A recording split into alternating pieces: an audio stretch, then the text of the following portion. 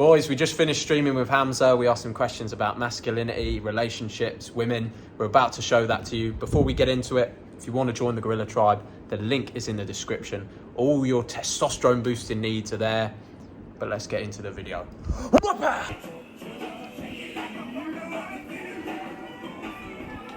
Oh yeah. Oh, what you hit your mama? Yeah. Is this working, Jim? I'll check on my phone, but I think it is. Alright, put in the chat if you can see me. Looks like it's If you can see me, say gorilla. Get some gorillas in the chat. Say hello to James. James, thank you very much for setting this all up. We're on a stream now. We're streamers. It's going to be a masterclass. We're streamers. Let's take these off. These were just a little intro. You need to be able to see my beautiful eyes. Oh, James, will you turn this light on? This one here. Yeah, sure. We'll get that lit up. Fire some, welcome everybody. Thank you for joining on my first ever Twitch stream. If you've got any questions, all right, give you a flex. Yeah. If you boys have got any questions, just fire them in here because we've got about 8 minutes till Hamza comes on and we're going to have a chat, me and him, ask him some questions. You guys can ask him questions too. But if you want to ask me anything right now, fire away because I'm all ears. I've got nothing better to do. The question that was asked earlier. Yeah, I did see a question from Street Spanks up at the top about being a good big brother. And it resonates with me because I'm a big brother as well, and it can be tough at times. And what have you said there?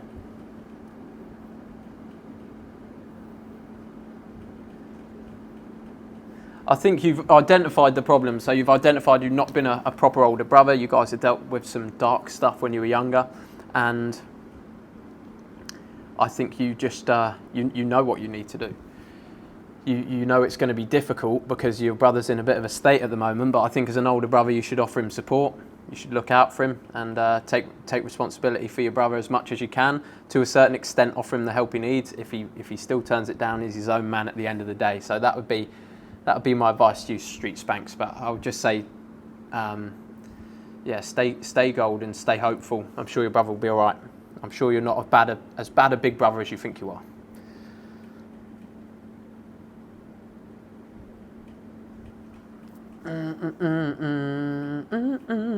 Much love from South Africa. Oh, hello. We're worldwide. The Gorilla Clan's gone worldwide. See, James has run off. I don't actually know how any of this tech works. So I don't know even how we add Hamza into this. Pound your chest.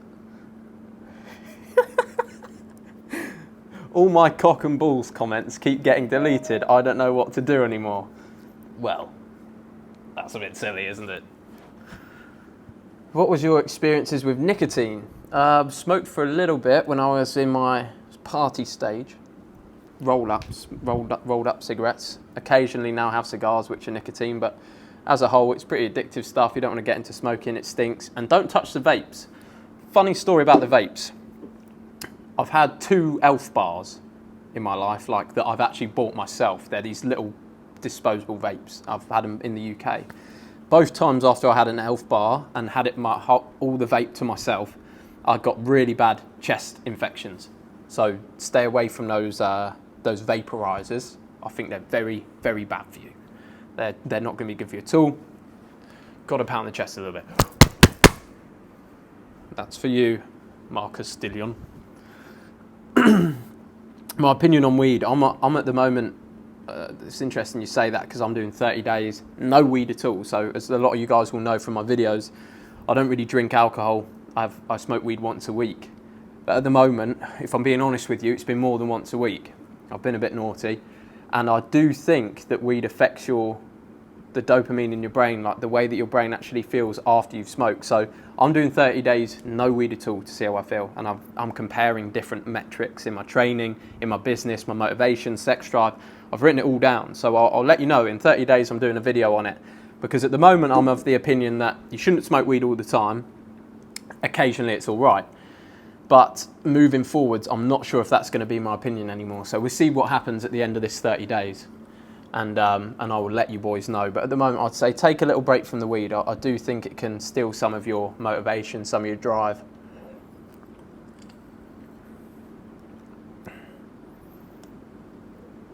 Thank you, Leno. The freedom video. Oh yeah, that was about leaving your 9 to 5. Yeah, that was a big one for me, because obviously I was stuck in 9 to 5 for 2 years. Just doing, so I totally understand where a lot of you are coming from, where you're working those jobs and you're just like, fuck man, I was made for so much more than this. And that video is exactly how I left the 9 to 5, so I'm glad you like that. Yeah, Danny, that kickboxing will get you. The Muay Thai's been, man, you guys saw me in the Muay Thai video. We're doing Muay Thai 2, another video coming up soon. But mate, I didn't realise how just sort of untrained I've been over the years of being in the gym and not boxing as much. So it's definitely good to get back into. I think it's good to stay dangerous as a man. You've got to have those moves if you ever want to pull them out. And I did feel myself getting a little bit like, I remember from before I ever started fighting, I was always one to be a bit loud, like in confrontations. And I could feel that happening to me again, like becoming that loud guy, a bit boisterous. And I think it's because you get nervous, self-conscious, because you know that you've not fought in a while. So I was like, I need to actually get handy again. So I stopped it. So I'm just like silent and deadly. What hair product do I use? These luscious locks have got you all wondering what I'm using. It's a Thai brand called Gatsby's Thai hair wax. It's like 50p, half a dollar in Thailand.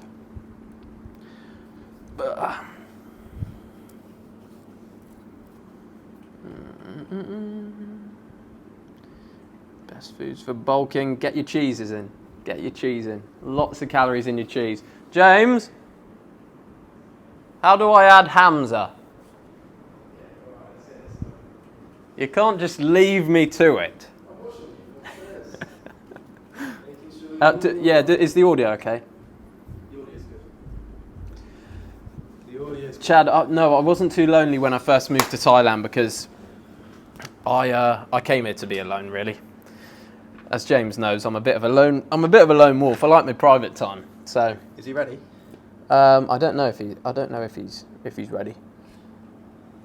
Let's find out. Should we give it a couple more minutes? Thoughts on TRT for men in their late teens? We'll give it 2 minutes, yeah? Give it 2 minutes. And then you come back, James. If any of you want to ask James any questions, drop them in and he'll ask them. I had a little chat box up, James. It's gone. Oh, it's come back. There we go. TRT for guys in their late teens? No, absolutely. Stay away from it, boys. Do not touch TRT. That's literally what my whole course is about. It's like boost your testosterone naturally. As a young guy, you should have a lot of testosterone. You just need the ingredients. You need the building blocks. You need your vitamin D. You need the right fats. You need cholesterol. Don't touch TRT. You're going to be on that for the rest of your life. You don't need it right now. Just optimize your testosterone naturally.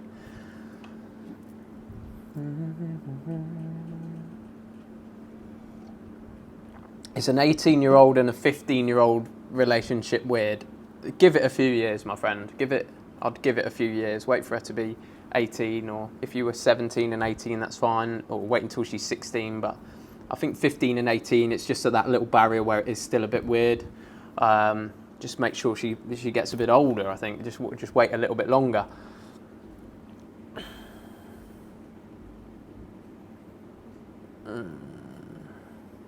For me, I'm a rare one. I've been on the path of self-improvement, and you can ask my parents this, since I was I think I bought my first self-improvement book at 13, 14 years old.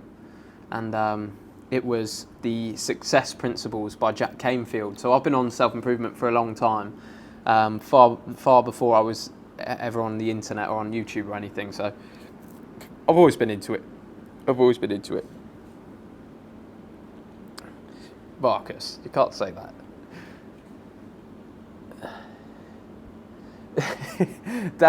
James, someone's asked, is Jack a dick or is he actually nice? Yeah, he's actually nice. He's actually nice. I know they probably can't hear me too well, but yeah, he's a nice guy. Me and Jack, we live together. Me and James, yeah, here you go. Yeah, we used to live together back in the day. We caused some carnage, but yeah, we're fully on the grind So now. I lived with James back when I was a bit of an animal. When I was going a little bit crazy off the rails, me and James used to live together in a university house. So James, we've known each other for a while now. I think maybe 4 or 5 years. 4 years now, yeah. But yeah, to answer your question, yes, he's actually a nice guy, but he's an absolute gorilla as well. James is just lying, by the way. I'm actually a massive dick. I think we should let Hamza in. Let Hamza in. Let's let Hamza in. Okay. Knock, knock. Let him in.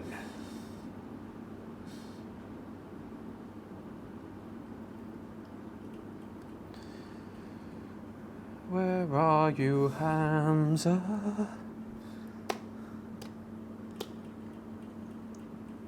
We'll join very shortly. You basically give him a bell and you click that button over there. So do I call him now on my phone? I'm calling him on here.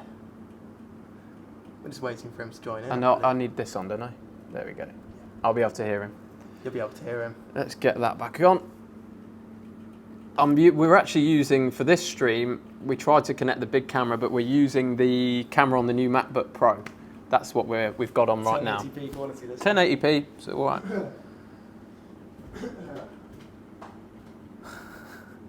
Harbonator's in the chat. Harbonator has entered the building. Welcome, Sam. Big boy Sam. Yeah, James for me is the equivalent of Sam and Hamza. That is exactly what it is. But big up to Sam. Big thank you to Sam. I'll show you guys something. I message Sam pretty much every day because I always seem like a big strong man. Sometimes I can be insecure about my video titles and my thumbnails.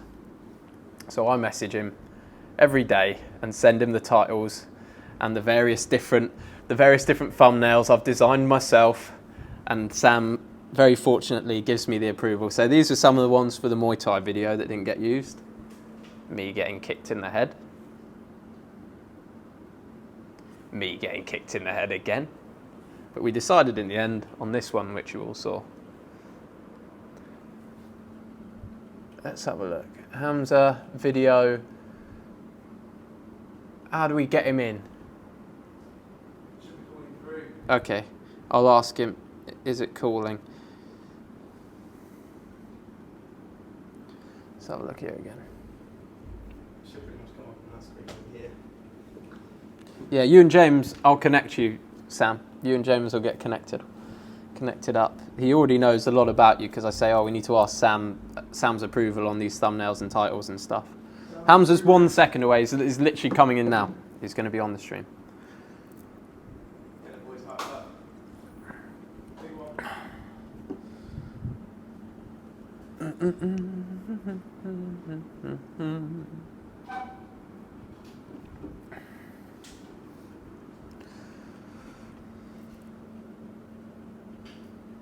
Let's have a look. By the way, I don't want the internet audience to know personal. Oh, I should be reading that out loud. Okay. That's fine. I didn't say too much. Very nearly said too much, but didn't say too much. So that's good. All right, what are we going to talk about today? I'm going to ask... I think I'm going to plan to ask Hamza... First of all, me and Hamza haven't spoken in a long time. So stuff about his life, what he's doing, what his plans are, but also questions that you guys can benefit from, like what are some of his opinions on the topics I go through. So I've put down some topics that I talk about in my videos, and I'd love to see what Hamza thinks about these. So I'm going to ask him a few different questions. If you boys obviously want to ask him anything, just put it in the chat. We'll ask him. But we're going to go through how we met each other, and a few various other bits and bobs. Can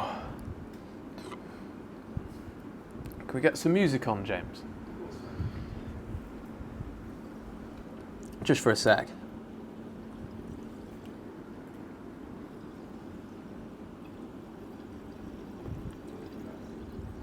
Let's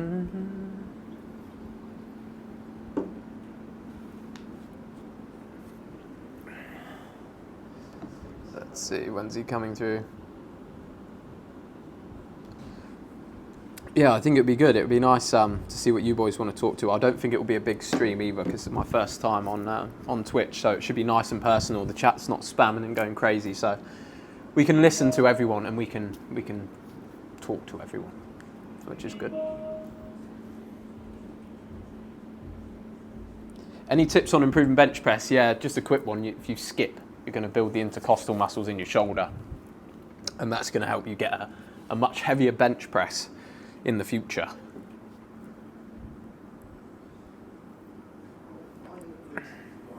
CEO of Gorilla, don't worry, I'm going to be asking him that question.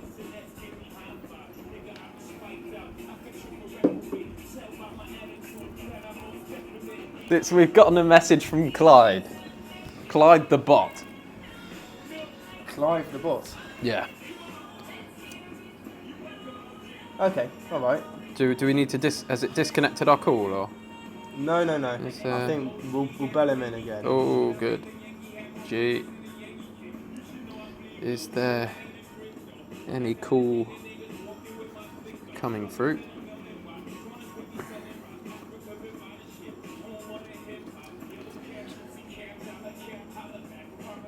Hello, Media Nils. How are you? What's the drink? Oh, this is Rock soda water. It's a fairly common drink in Thailand. They love their soda water. We've got a Hamza inbound. Let's check everything's up and running. Yo, There he is. The man himself. How are you looking, guys?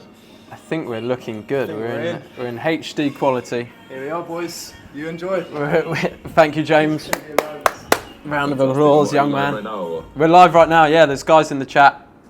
We've just been chatting with them, and we're online. We're online. Where are you? You're in the car. In the car, bro. The Wi-Fi or the data connection inside of the Airbnb is not so great, so I'm outside right now. Nice. And you're tell us where you are, Hamza. I'm in Scotland, writing my book. Nice, G. And just so you know, I've actually read some of this book because Hamza gave me a little bit of this to read when we were in a villa together in Thailand. And boys, you're in for a treat. This is one hell of a book. How are you getting on with it? Yeah, smashing it, man. Literally waking up 4:45 every single morning without fail. Writing 1,000 words, 1,500 words. It's very similar. If anyone knows the Way of the Superior Man, it's very similar structure and layout to that book. I'm thinking about the chapters that you already had down. I'm looking forward to it because I know you were going to model it sort of like Jordan Peterson's 12 Rules. Yeah, so Chris Williamson is doing a book similar as well, who he's planning to, and he describes it as like a bro-y version of the 12 Rules for Life, which I agree with. It's pretty much like a bro science version of Jordan Peterson's book. I like that because Jordan Peterson's book was a little much for me in the end. It got a little bit boring, but I think yours will be nice and punchy. How many viewers have we got right now? I can't see. I can't see either. Somebody let us know how many people have we got in here. Jack's like a grandpa asking his grandson for help on how to set up Facebook. Hamza knows this for a fact because he saw me when he was in Thailand, saw me typing away on my computer, just boom, boom, boom, boom. Big old gorilla. Ham, what? Well, I thought I was like technology illiterate, but you're next level of the way he types on his phone like this, like a fucking 40-year-old. Like he's so adorable seeing Jack use his phone. Like he brings it up to like neck height and everything, types like this, and he'll show you something like proper close to your rapture. It's like, oh, look at that! Look at that, Hamza! Look, watch this video. What's going on with sort of your channel at the moment? What are you planning to do? What are your sort of next steps? Because I notice obviously you're a big one for consistency. You've been posting every day for a long time. Recently you haven't been. What's the master plan if you want to share it? Yeah, we're switching over now. So I've done daily uploads. I've proved to myself and to my team, to everyone out there, that we've got consistency and quantity, that I've got the discipline to come in and post a video every day.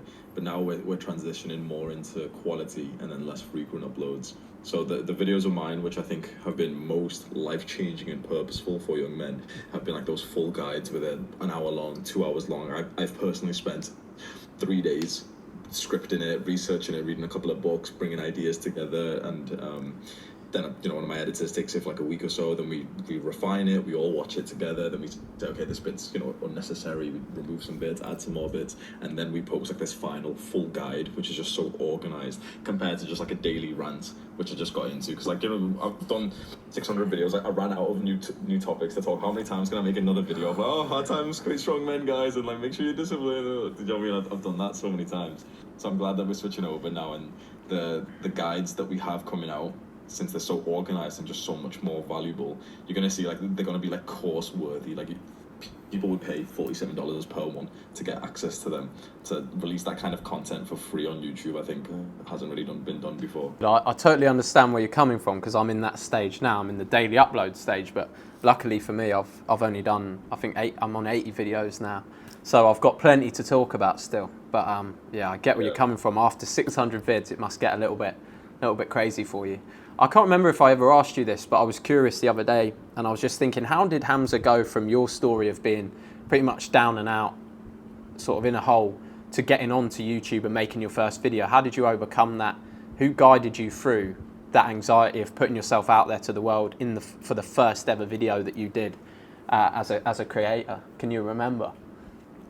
Yeah, that's a really good question. It would be my brother. So what you see on this channel right now, the earliest videos are 2019, and consistency started in midway to 2020. But I've had multiple channels, and I even had like a short films or really cringe kind of videos with my brother when we were literally 12, 14 years old, of us pretending like we're prisoners or some shit like that, and we deleted all the videos. But he started first, making like these videos and everything. Then he kind of got me onto it. Then I started posting my own and posting quite similar videos, not really about self-improvement, but I would just kind of like watch something on the news randomly and just rant about it. Like I remember I made a video when I was like 12 years old, like, I don't think Osama bin Laden's actually dead. I think the government's lying about killing him.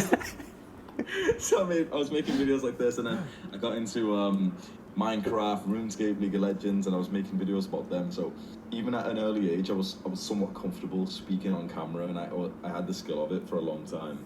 And then I actually began consistently after graduating and trying entrepreneurship, trying drop shipping, writing ebooks, Amazon affiliates, and so many different businesses. Like the same kind of period of life you were in just before I met you. You were just kind of throwing shit at the wall, and just you had something that was making some profit, but like it wasn't really the ultimate thing you wanted to do.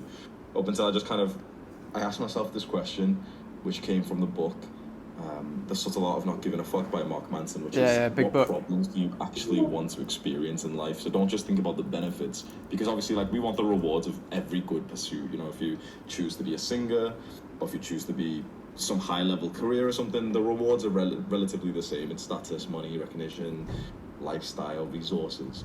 But it was actually about choosing specifically the problems and the sacrifice that you want to make. And I thought, yeah, the problems for being a YouTuber are actually the ones that I would commit to. I wouldn't mind. Like the problems of YouTube, you've experienced them now, is like, some negative comments, the technical difficulties that come with like camera setup, recording, editing. And it's interesting, like, they're kind of fun problems to deal with. It's kind of, at least for me and you, it's like, that's the hardest part of our job. Like that's the most undesirable part of our job.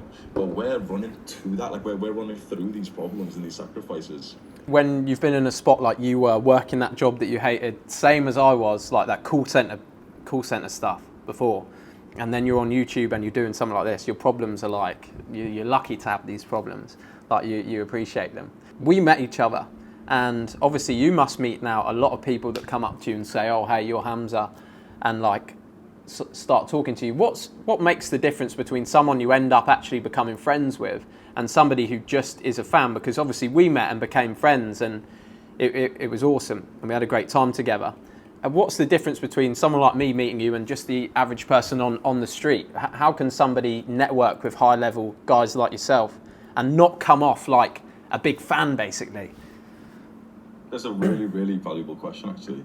I was thinking about this and discussing this with my girl just 1 or 2 days ago. We were actually saying, okay, how does someone go from being a fan or a stranger? Why are there some fans that I've gotten closer with and become really good friends with, like yourself, and why are there some guys who are just kind of left at like the sort of the fan level? And for you personally, so I still remember that moment that, you know, I walked out of the gym, I finished my workout, you just got off your bike, and then you said, "Oh, you Hamza."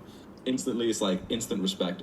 He's got a very nice physique, so it's like straight away my respect for you is already sky high. We're just, you know, I care about the gym a lot, but we're also in that environment, and so you bring a level of like status and, you know, the perception of like dedication, discipline, all those high value traits that you want in a friend.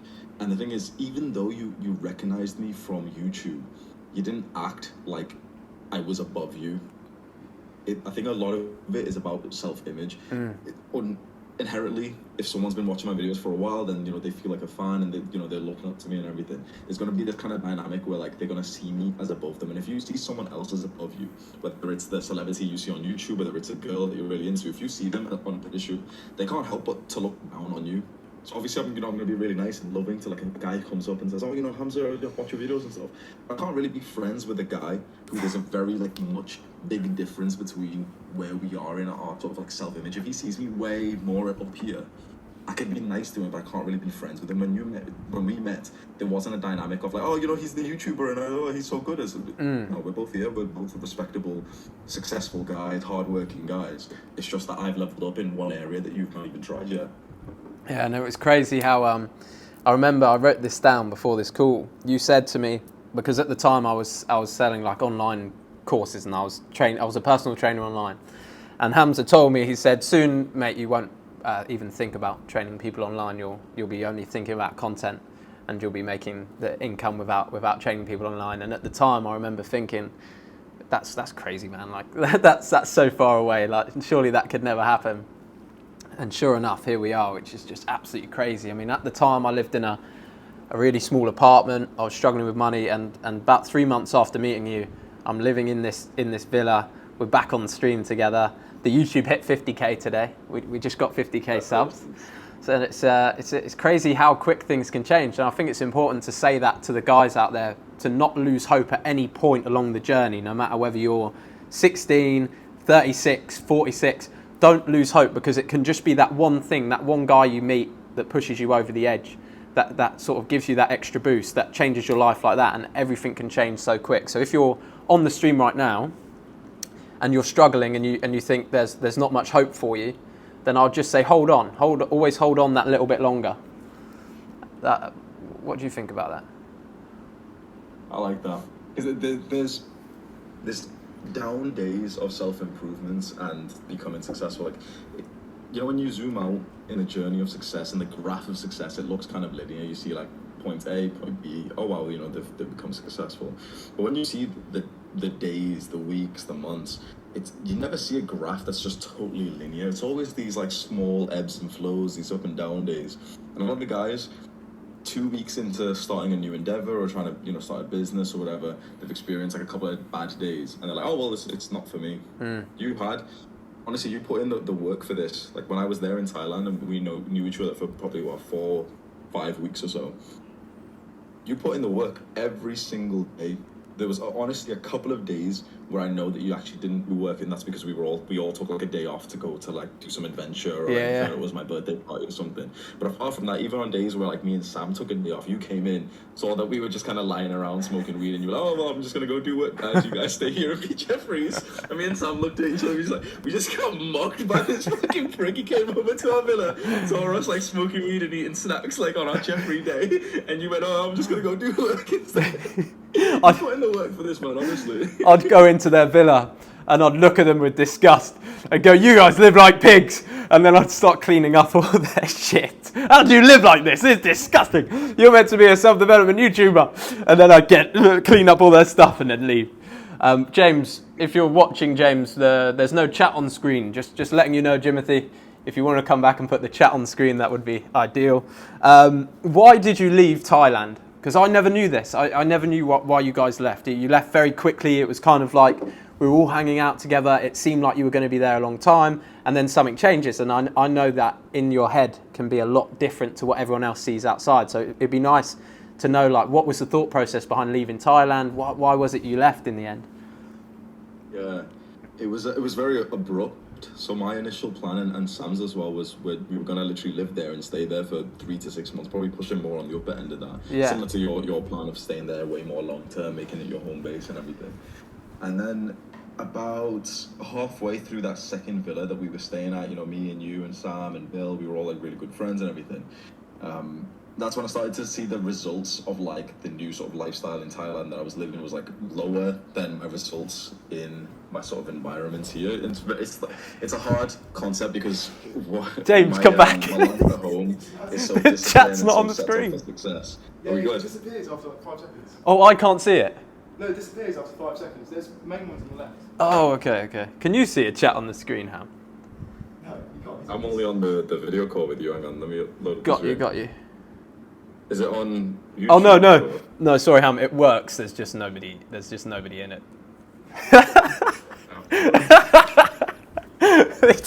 The stream's it's working. I can now see it, but there's just not anybody talking because. Spam the chat, boys. Come on. Come on, just spam the chat, boys. Let's go.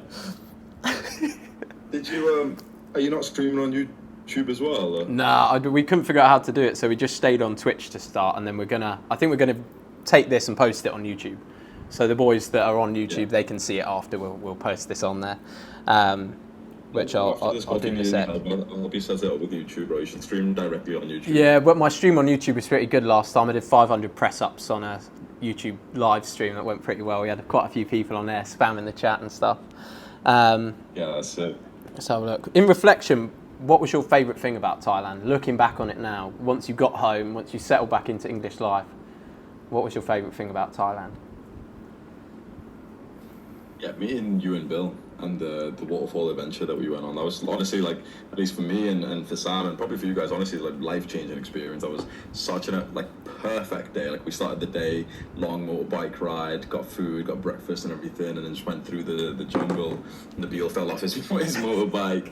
We just go further and further, deeper in, like amazing views, Brotherhood together. And by the time we got to the waterfall, it was oh man, that was such a fulfilling experience, because if any of the boys who are watching this don't know, we went up this waterfall that had like warning signs, and this lady came up to us, told us like to be careful, like a girl had just slipped and passed away, so it was somewhat dangerous going up. And so we go up, we take some pictures, it's nice, and then me and Jack just out of nowhere just decide to like start like scaling up the waterfall just randomly, like we're just having a laugh and everything. And we don't stop, me and you and Nabil as well. We went up like fairly high, like honestly 20-30 meters. We've just been like climbing up and up and up off this waterfall, then we end up like chilling up there. Then we slowly, no, we didn't even come down. We stayed up, and then we went around for so long. We found like, we were just being silly, like we found some like big fucking tree that had like fallen down. Huge, and we were trying to like push it off to sacrifice it to the gods. So we like pushed it off the waterfall. It's like we wanted to hear like a big like crunch and everything as it fell. Let's throw this big tree off the side. It's so deeply fulfilling just doing that. And I remember a part of it was also just being so, I don't know if this is so insignificant, but for me it was so important. It was being barefoot on like the earth. I remember saying it to you, it's like it felt so right. Like I hadn't done this in a while, of just being barefoot, no shoes, no nothing, and feeling the ground truly on your feet, and like, scaling the mountain with your fingers. Like it was such a meditative experience. And then we came back down. There's an extra bit of a waterfall where we told Sam to come, and we baptized him and said that he was a man now. And then the hardest part, we scaled down the waterfall. I remember it taking us about 20 minutes to walk up the waterfall, and it took us probably close to 1.5 hours to go down, because we literally went down the hardest way possible, where a girl had literally just died. We scaled down like 4 or 5 guys, to the point, like, if you've ever done rock climbing, it was very similar. The holds that you have for your fingers and for your palms and for your heels literally stick out by that much. So imagine you're backwards against rock, slowly inching your foot down, just trying to find like the smallest bit of like friction to place your heel, and we were just like scaling down like that. And it was such a challenging experience. And then the moment that you were below me, that you jumped down and then you put your hand there so I could use it as a foothold, and then I did that for Sam and everything. That's so such a level of brotherhood, man, that I'll never forget. That was good fun. I enjoyed that experience. I thought that was fantastic. And you met somebody in Thailand as well. You met your Anastasia in Thailand.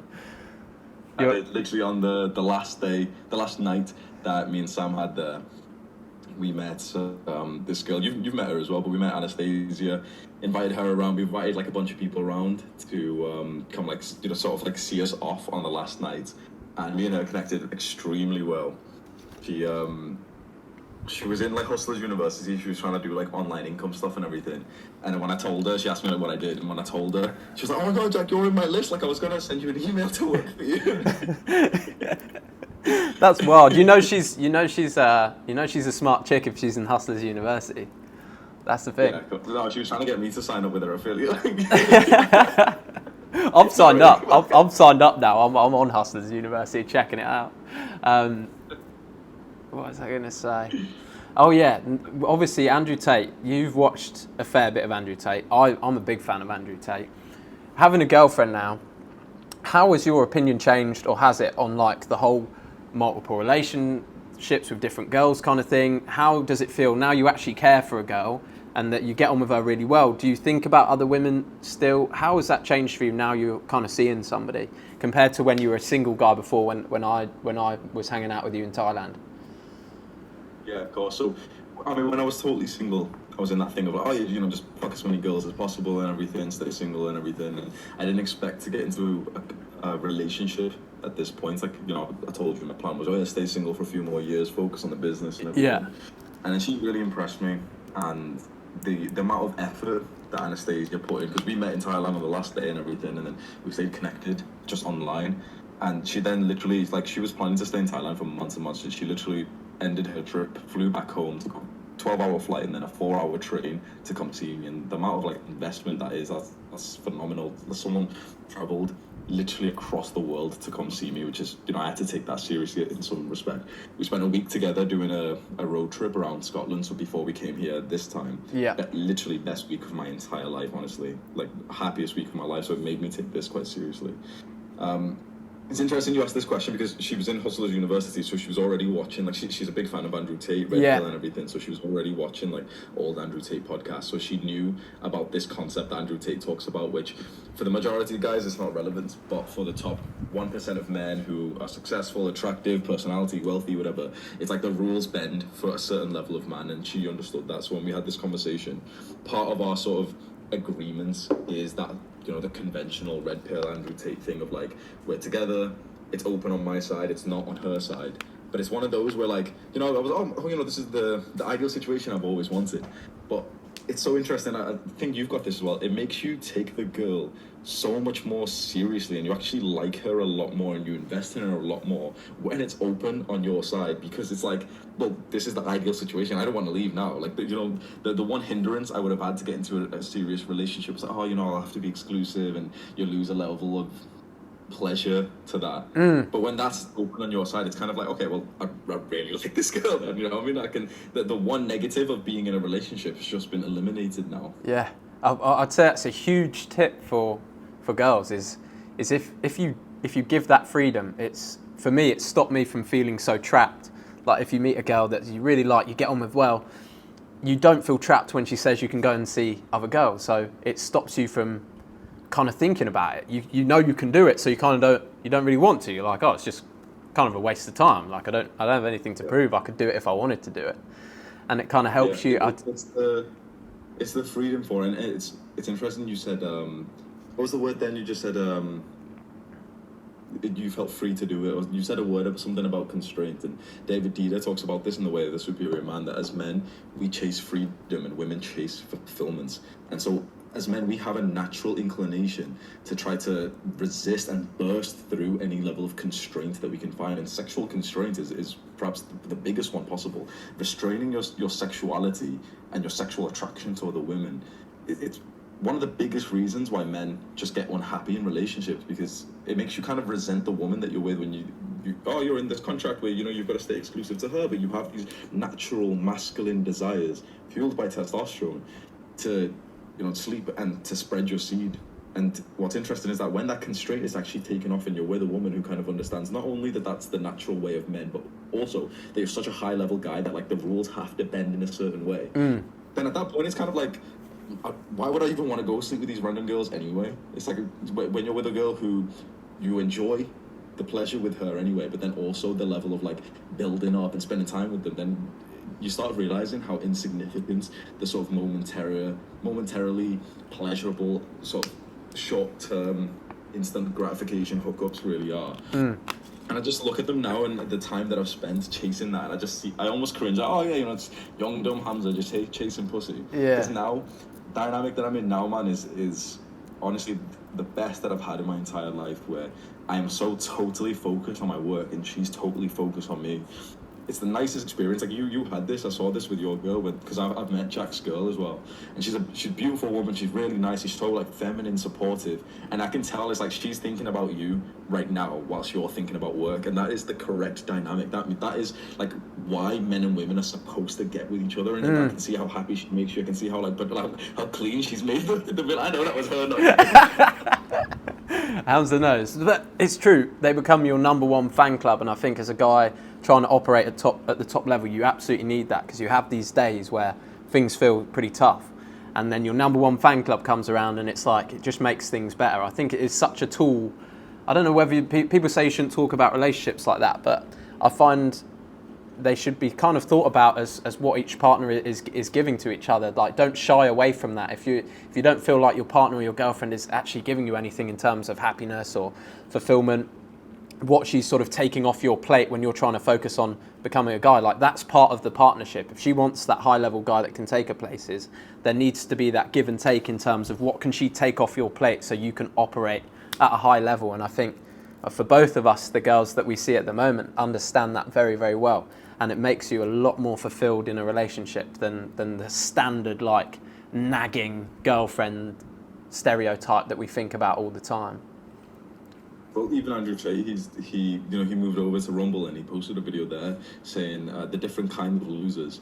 And even in that video, just recently, he's actually said he kind of wishes that he went through this journey over the last few years with one woman instead of like multiple at the same time, because he knows he would have become even more successful. He said like there's a kind of loser who's like a total playboy pimp who's sleeping with so many women, and he's like, oh well, you know, fair enough, you're broke, but it's like, okay, you're fucking like 10 different women, fair enough. But then he says the kind of loser that has only one woman and they're still broke, he's like, that's easy mode. That's like, if you've got one woman who's good to you, you should be ultra successful. It's like what a good feminine woman can do to you as a masculine man is unbelievable. Your focus, like I'm making a full guide on masculinity right now, and I've noticed that if you date a feminine woman, it's like your masculine drive to work and to fulfill goals doubles overnight. I don't think you'll get another boost like that out of anything else that you could do. Any productivity tactic I've ever used in my entire life isn't even half as effective as just dating a feminine woman.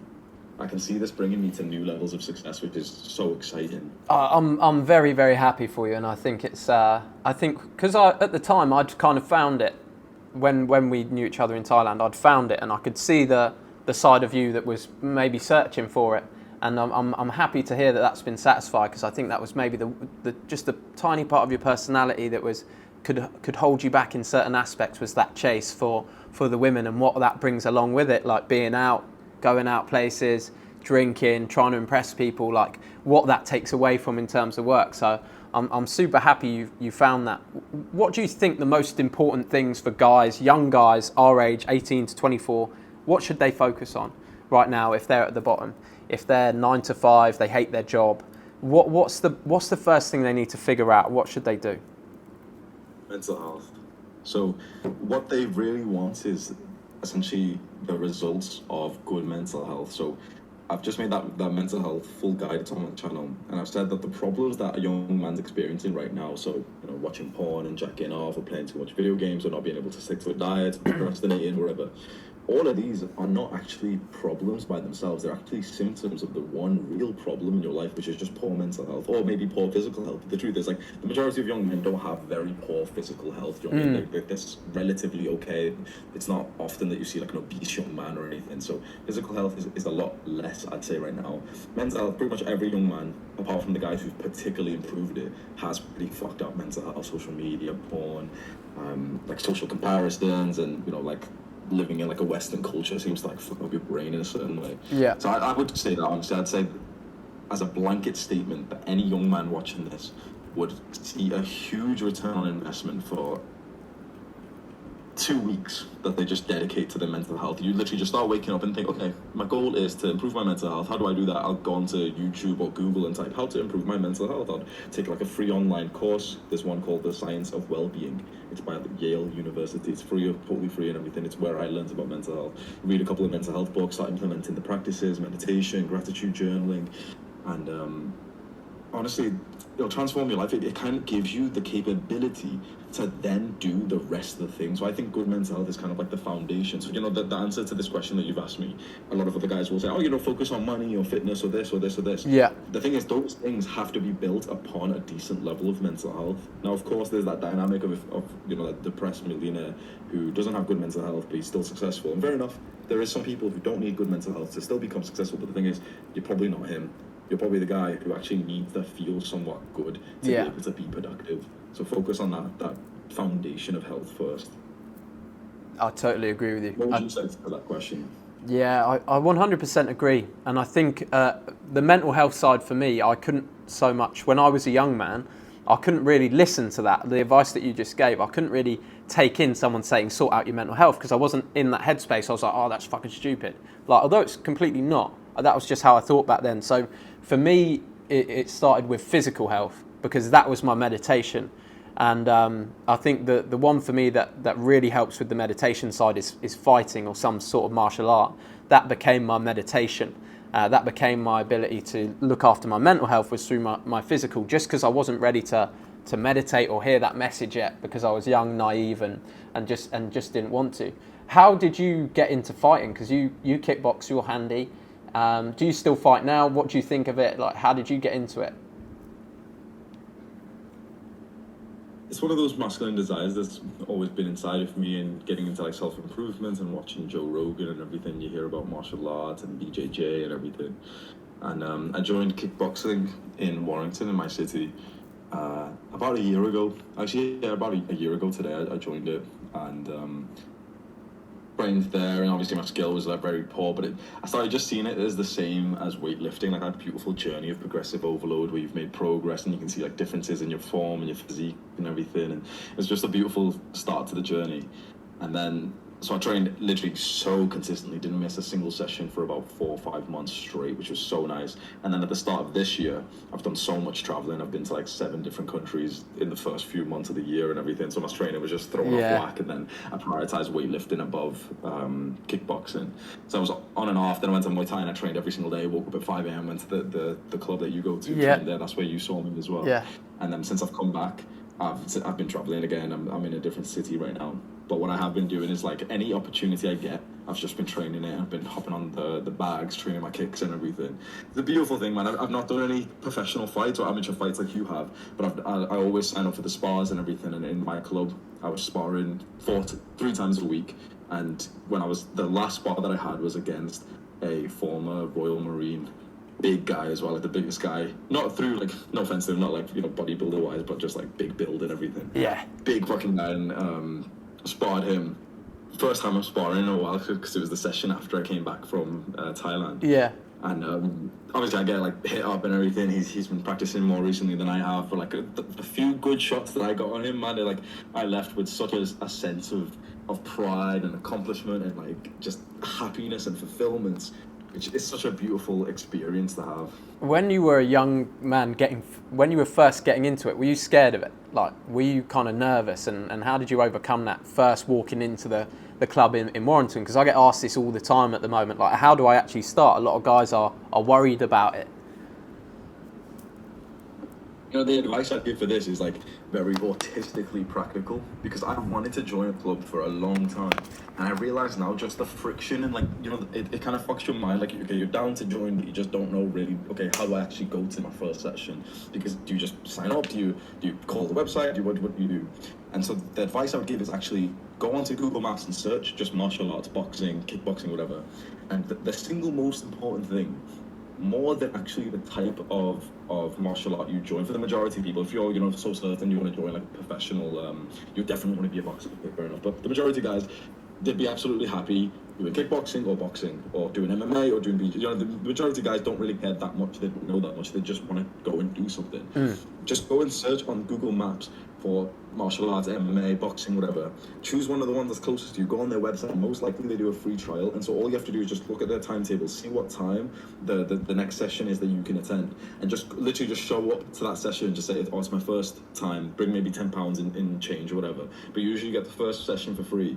Go and do that session first before you start to like let your mind kind of overanalyze. And I got paralysis by analysis so often because I'd be so hype, and then I'd just kind of like compare and be, okay, which club should I join? Should I do kickboxing, or should I do Muay Thai or something? Then I'd be watching like kickboxing versus Muay Thai videos on YouTube, and so it's like 4 hours later, I'm like, okay, I'll just go to the gym and just lift some weights then. So I'd say, bro, just literally find one of the ones that's close to your house, literally just get there for that session. And then the single most important thing is that you actually just like the people in that club, and they seem skilled enough to teach you well. For the majority of people, it's not actually the martial art that you do. It's not kickboxing versus Muay Thai.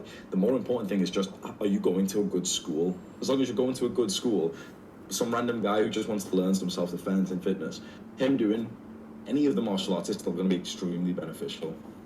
Because I feel like, personally, I felt like I won your respect, and the other way around when we sparred each other, because we'd met a few times at the gym, we'd said hello, passing by, but nothing had really come of it.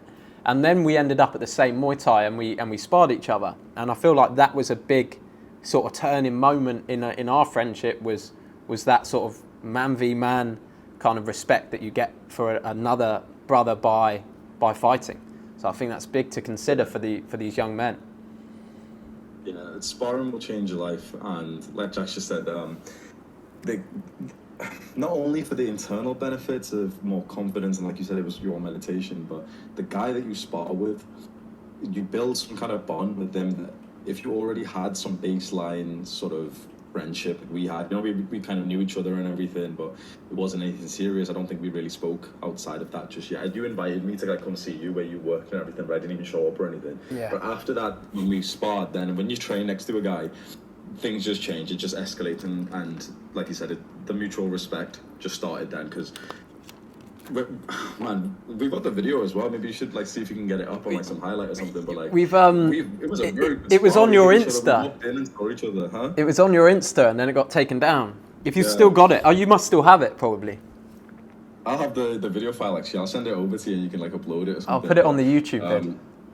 We met each other, I think it was the day after or something, and literally, like, I'm glad you said it, because I was gonna lie and pretend like, oh, I'm fine. But then the first thing he says is, oh, Hamza, my leg really hurts. I was like, yeah, me too, bro. Beat each other up a bit yesterday, didn't we? Yeah, we did. Yeah, it was fun, wasn't it? Classic. How do you feel for like in the self-improvement space that we're both in now? Is like, it's a bit crazy at the moment with everything that's going on with like Sneako. I saw your stream with him. How do you feel about things with him now? Because when I was here and you were here in Thailand, obviously you guys had a bit of beef with each other. How do you feel about his message now and how he's sort of grown up a little bit, I think, over the past few months? Yeah, he's done very, very well in his streaming, and I can't help but respect to a guy who's set some goals like that and absolutely crushed the game, and he stayed so consistent and disciplined. And the major criticism I had about him that time, he was kind of like making fun of self-improvement, saying it's like cringe and everything, but then he got on it himself, and then look at the results. Like, so after our conversation, I grilled him with like, oh yeah, you smoke weed, exercise and everything, and he pretty much reversed all of that in some time whilst I was in Thailand and everything. And then you just see the effects of self-improvement. Here's a guy who he was making fun of self-improvement, calling it gay, calling it weird and everything, got onto it because I kind of made fun of him and said, you smoke weed and you do this, and then just suddenly he blew up. And of course, other aspects of his life led to his success, but a big part of it was like, okay, straight away he stopped smoking weed, he got more disciplined, he bought dumbbells, started training with them, started doing push-ups on stream and everything, and that disciplined mindset meant that he was streaming 4, 5, 6 times a week, posting 5 highlights, a well-oiled machine, like content machine, just running on his second channel. You see the effects of self-improvement right there. And then when I analysed his channel again and I saw this, I was like, fuck, I can't help but respect him, man. Yeah, I had like some beef with him and stuff, and said some like mean things about each other, but like he literally took on board my criticisms of him and just improved himself from that. You can't help but respect a guy who does that. No, 100%. I noticed that as well. He's looking a lot better now. The way he's acting, he's doing some big things. So I think it's big. I think, to be honest, I do think he listened to you, and that's a big thing. It's one of the best traits I find about you, is even though your guy is super accomplished, I remember speaking to you and you would listen to everything I say, and like you listen very, very well. And I think that's a big thing if you're looking to evolve and become a high value guy, to stay listening to people all the time, even as you get bigger and bigger. If you become more successful, I'd say that's one of the best things about you, is you listen. And Sneako obviously listens as well, which is huge. Yeah, I appreciate you saying that, man. Mate, it's big. It's big. Oh, James has taken my phone. James has taken my phone with my questions. Let me have a look. James, don't take my questions. Let's have a look. How far are we? What are we running on now, Ham? Have you got time? I might go to the chat and see if anyone's asked some questions. Let's do like 1 or 2 questions from the chat, then I'll shoot them. Sweet. Let's have a look.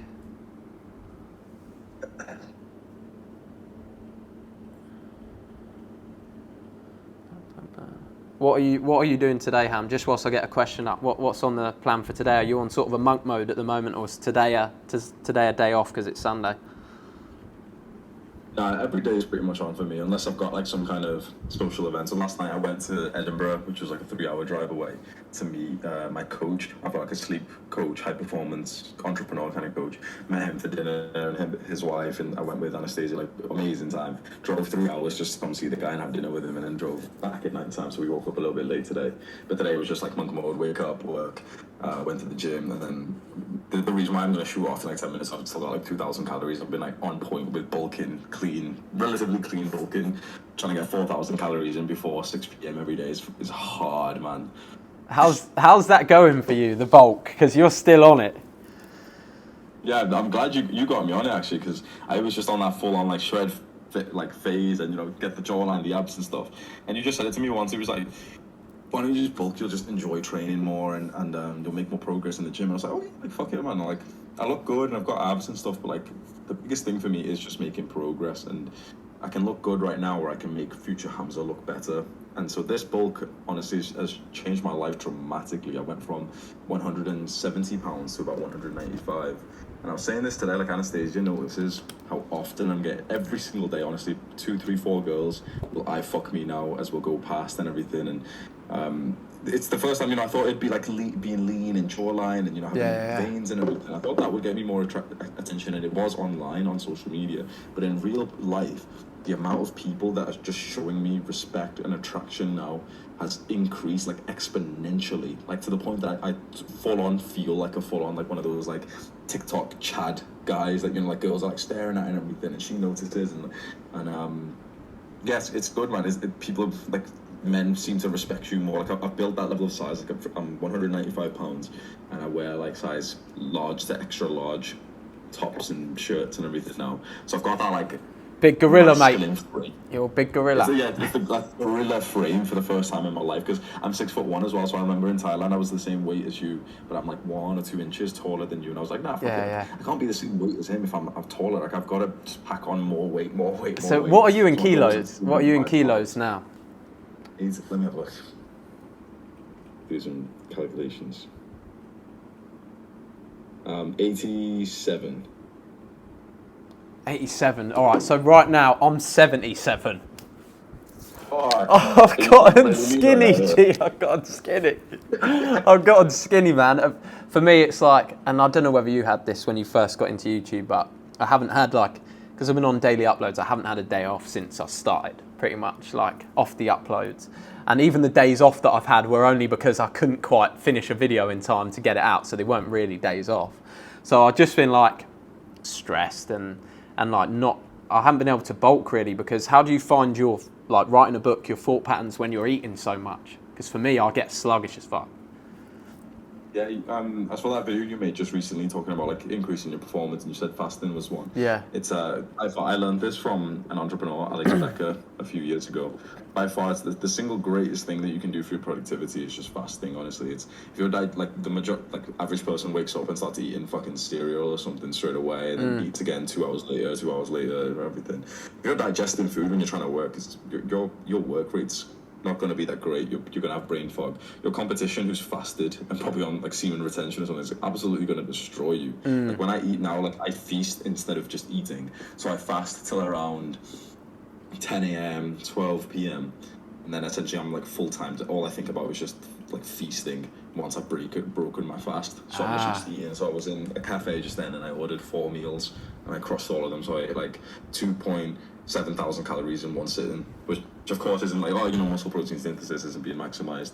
But I'd rather maximize my work rate, my productivity, rather than that small component of bodybuilding. That's a good idea, actually. I'm going to use that. Get work done up until 12 o'clock and then feast for the rest of the day, so you're not impacting that productivity.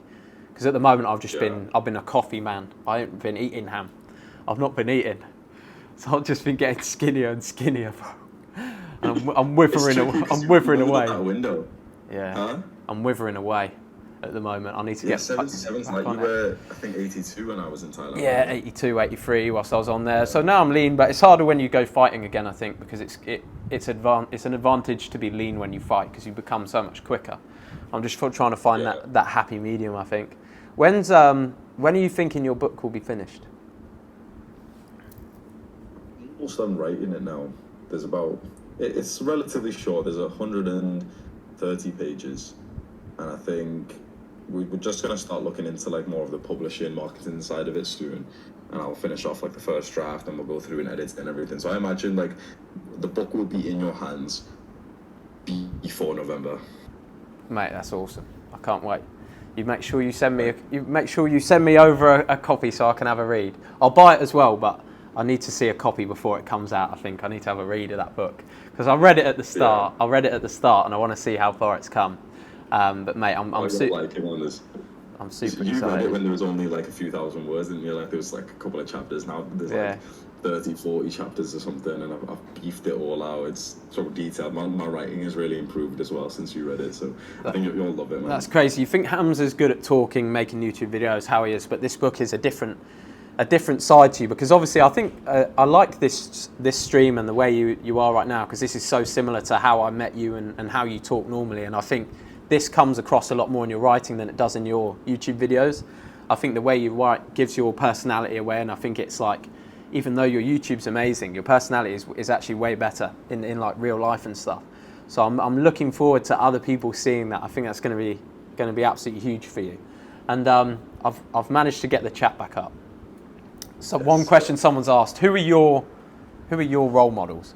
Who do you look up to? What are you consuming in terms of content? Do you consume any? What do you look at? I'd say mostly first one. Someone asked me this question yesterday as well, and it took me a while to think about it, man, because I don't really do that much like content consuming anymore, and like there's no one in my like real day-to-day life that I can sort of say is my role model that I want to imitate. But I watch a lot of First Man videos, and for a while, I've taken a lot of what he said and acted on it. But I literally left 2 relationships because of his advice. I changed up my entire life and my sort of plans, my goals because of him, and the mindset that he put into me is deeply valuable. But he was like the forefront of my mind of like the role model that I wanted to imitate for a long time. Now that I've kind of watched so much of his content, spoke to him a bunch of times and everything, it's kind of like ingrained a normal part of me where now I'm watching a bit less of his content and I'm kind of like free and open again, but there's no one that's kind of replaced that. There was Andrew Tate for a little while, and I watched like a bunch of his podcasts, and okay, he's my role model, I'm going to imitate him. I kind of do that where I kind of like really like someone, obsess over them and watch everything they post, and kind of like ease off, and so I've become like a mix of like 10 different content creators. And what's your plan now with like, because you're in Scotland, then you come home, are you planning, I know at the time you said you were thinking of moving to London, what are you thinking now? What's the plan? That's it, man. End of this month, going to London for about a month. Gonna stay in like a little short Airbnb for like a month or so whilst I'm like booking the apartment there, go see the area and everything. And I'm gonna book like a really nice apartment in Canary Wharf. Nice. I know, I think First Man's thinking of moving as well. Maybe you know more about that, but I think First Man's heading up to London as well. Would you come back to Thailand, do you reckon, Ham? Do you come and stay? Yeah. We've got a house now, so you can come and stay. I'd love to, bro, yeah. It's not in my plans right now, but I imagine a couple of months from now, I'll get that bug of like really wanting to train Muay Thai and being in Thailand and the climate. And it was yesterday, bro. I just thought about you on the Seasun Cafe, the beautiful view and the chicken wing pizza. Yeah. I literally just got like a flashback to that. I was like, oh fuck, I really want to go back. Yeah, riding the scooters about. You falling off his... Ordering pancakes every morning. Ordering the pancakes. Hamza actually had you fell off your motorbike pretty bad, didn't you? But you didn't end up injured somehow. Yeah, that was really dangerous. Actually, I was doing 70, 75 on a 30, so it's like more than double the speed limit on a wet road. And the woman in front of me, like 20 meters in front, she just started like awkwardly slowing down to the point that then I started braking. Then I had to brake heavily, and my bike just slid out of control, and I got thrown off it, and I literally slid across the road maybe 10 meters. And at that point, when that happens in a motorbike accident, you're supposed to essentially, it's kind of like a cheese grater. You just get a cheese grater and just scrape your skin off. That's what's supposed to happen. You saw it. It was like I had one tiny little scratch. It was just a miracle that I wasn't hurt badly. I think I remember looking at your backpack, and your backpack was all shredded up. Your backpack was all shredded. I reckon you just got saved by the backpack, luckily. I've still got the same backpack as well. Still lugging it about, this backpack. Saving your life. Keep it on hand. Keep it on hand. I landed on my back, so I slid on the actual backpack, and I had a helmet on as well. But that could have been if I like landed on my side, on my front or anything, that could have been so much worse. Mate, that could have been bad. That could have been bad. Is there anything else you want to say, Ham, before we finish up? I'll let you get back to your Sunday, sir. Nice one, man. Congratulations on 50k, man. Honestly, Jack, I met you a couple of months ago, I think in June, and as soon as I saw your Instagram and I saw you were doing those cringy Instagram reels, like, 3 ways to grow your bicep. Number one. He was doing like essentially like TikToks on Instagram. Oh yes. And I remember just sitting him down and telling him like, bro, you've got potential of being a YouTuber. Like, and I said this to you, bro. I said, start right now. Like, don't be a pussy. Post your first video tonight, and you'll get my respect. And literally, he posted his first video that same night, where it was titled "Once Upon a Time There Was a Gorilla Named Jack." And me and Sam saw it, we burst because he said something in that video. Wait, I forgot what it was, but something about Thai women or something like that. Yeah. Sam burst out laughing. I was like, he's a sick guy. And since that point, you were finding your voice and everything, and your editing style for a few days. Then you posted 1 or 2 other videos, and then you've posted pretty much every single day since then. Like, you took the plan that we set for you. We all had a discussion for your plan here. I told you you'll hit 100k by the end of the year. You were on pretty much 50 subs or something by this point, or even less, probably like 5 or 10. And I literally said, like, you'll probably hit 100k by the end of the year if you post every single day. You're halfway there. And we know success is exponential, so it's like, it's gonna kick, and you're gonna gain 1k, 2k per day at any point now. Mate, it's crazy. What were you on when you came out to Thailand, subs-wise? 400? When we flew out, I was on 400 and something, so we've doubled that now. So you doubled. And when I left, I was about 550, I think. Mate, the road to $1 million. Thank you for everything, Ham. It's been a hell of a journey, and we're not nearly done yet, but it's been a big one. Thanks for everything, and you definitely got me into this whole YouTube business. And I'm sure we'll be on another stream together in a few months' time when we've done even more stuff. How do you feel about, just a finishing question, how do you feel about the future for young men? Do you feel positive about the future for young men, like how you're going to help them? What do you think the current state of affairs is with like young guys around the UK and around the world? I think as with the majority of things in this modern time, everything's quite nuanced on the extremities. So I see a bright future for the young men who are consuming this kind of content, who are implementing the advice like of self-improvement, of daily exercise, sunlight, social skills, diets, training, everything. That's a really good bright future. I'm seeing a bunch of guys who are 12 years old, 14 years old, more disciplined than I was at 22.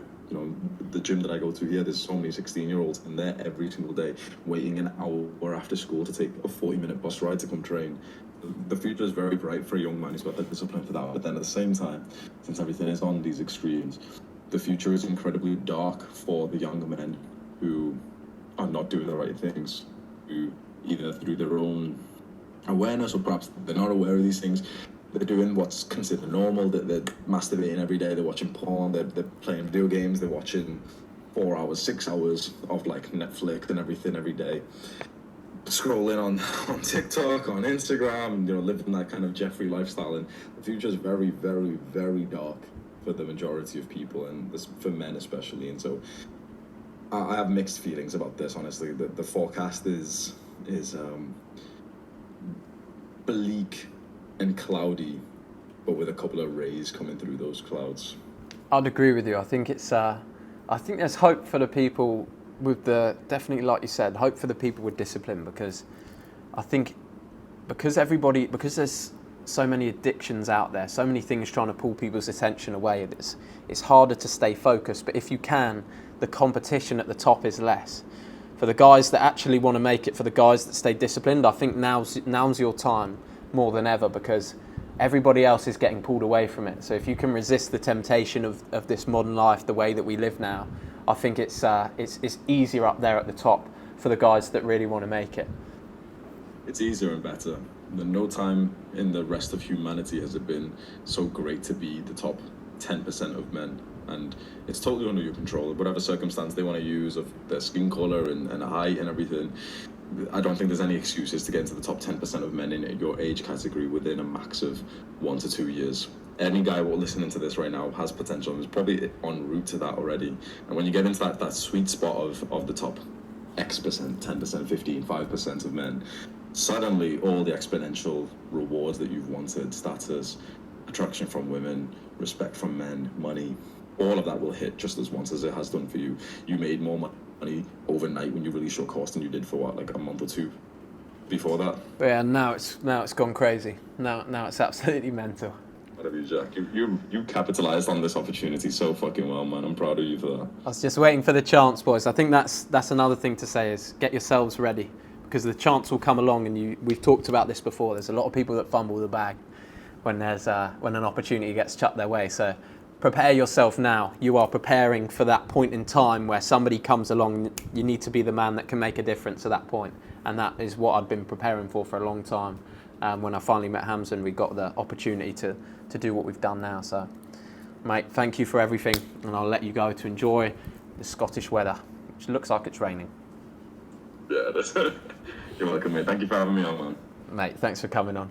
See you, Ham. Speak soon. Okay, yeah. Bye-bye. Bye-bye, bruv. All right, are we still online? Yeah, just click. I'm going to run in the chat for a sec. I'm going to run in the chat. Click this You button legally... over here, main cam. I think so. There's definitely some weirdos in Yeah, the chat, bro. That's just why I tried to get your phone, mate, but like ban one of them lady boys Oh, the lady boys. out here. Anyway, let's make this a bit bigger. All right, let's have a look. We'll just give you, James, keep him entertained. I'm going to toilet, and we'll come back. We'll answer a few questions. We'll give some people a telling off. Oh, let me take my mic off before I go to toilet. Oh yeah. There you go. You don't want everyone to hear that. Right, guys. Give them a stern telling off if they were being silly, James. You better not be silly on this chat. How's everyone doing? Let's see. Yeah, you don't want to hear Jack pissing. He's like a waterfall in there. I think we're going to go through. We're going to get Jack to go over a couple more questions, and then it's going to be out. Yeah, sorry about the people in the chat as well. I know some guy was bugging. I was on my phone outside, and I saw it, and I was like, "Oh, mate, this guy just needs to go. Like, he's disturbing the whole chat and everything." So I had to get Jack's phone, and he was like, "Yeah, get off my phone and everything." But I was like, "Yeah, I got to get it. Got to ban this guy." But for next ones, we got some big content coming. You guys are gonna absolutely love it. How's Jack in bed? Jack, these guys, man. Love, guys. Love.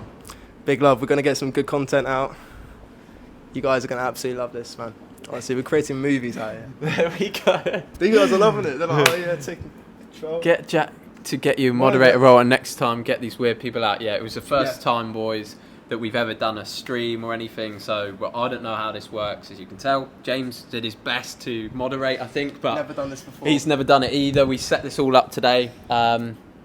Sick Caraman, yeah, he's a legend. Basically, just some people talking about ladyboys, I think.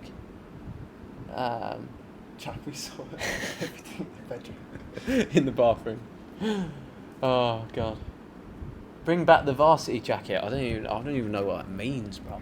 I don't even know what all these people are on about. How do we know how many people we had watching that? We had about 60. Really? Yeah, 60 good. people in there. That's good. Some good people, good chat. Some weirdos. Some absolute weirdos. But I think it was a good... Let me know what you boys thought. That was my first time sort of asking questions for like another person. What did you guys think of it? Was there anything you thought I should have asked, or how I could make it better in the future? Because we've actually got Jay Waller, Andrew Tate's right hand, or one of his good friends, coming on. We've got Wheat Waffles coming on as well on a stream. We're going to have First Man at some point. So we've got a lot of guys coming through. What would you say, constructive criticism? How could we improve the situation? How could we improve things? What would you like to see me say? Wanted to ask this to Hamza. What's it like having a full supportive girl? I'm looking for a girl, but I don't know if it can benefit from me or not. 2 months into business. Yeah, man, if you find the right girl, it will excel your progress massively. If you have the wrong girl, it will seriously slow you down. But I do think you can make a lot of progress with the right girl at the right time. But it depends whether you found that or not, because the wrong girl will distract you. If she has an issue with you working a lot, she's not the right girl. If she doesn't want to help you out or take things off your plate, if you're not her number one, she's the wrong girl, especially if you're looking to be that top guy. I think she's the wrong girl unless you're number one. I'll leave Jack to do the outro with you guys. But it's been great. Here we go. Until next time. Try to ask questions that are not asked in every podcast.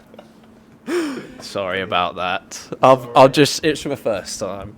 Oh, it's my first time. Yeah. To find some more time on finding the right questions. I do agree. I had some questions written down, but maybe they weren't the right ones. But we live and we learn. We've just got to... It's better to try and fail at these things, I always think. Are we off the stream now?